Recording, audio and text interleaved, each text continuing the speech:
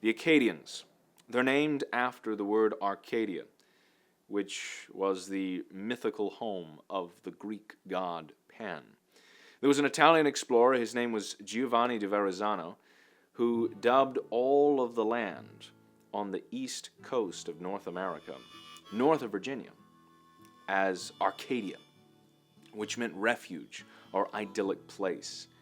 And to this day we can see why he would call it such. It's a beautiful part of North America.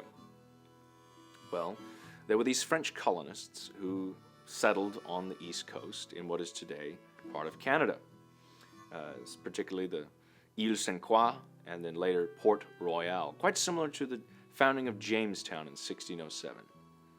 And, well, fast forward, there's a war. It's called the French and Indian War, and it's not between the French and the Indians, it's between the French and the English. And that war was, not much is talked about, that war, at least in America, certainly in England. It was essentially a territorial dispute over the Upper Ohio River Valley. A lot of our forefathers, George Washington, fought under General Braddock in honor of the king.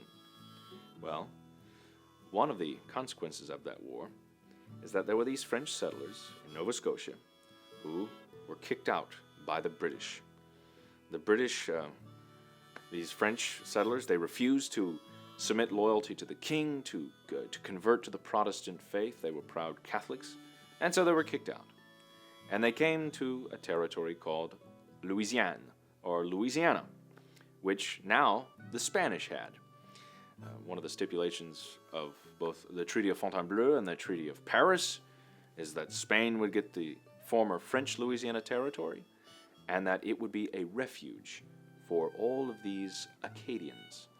And so my ancestors came down during this period known as Le Grand Arrangement, which means the Great Upheaval or the Grand Upheaval, where some 13,000 Acadians were forced out of their homes and settled in this wilderness that was known as Louisiana.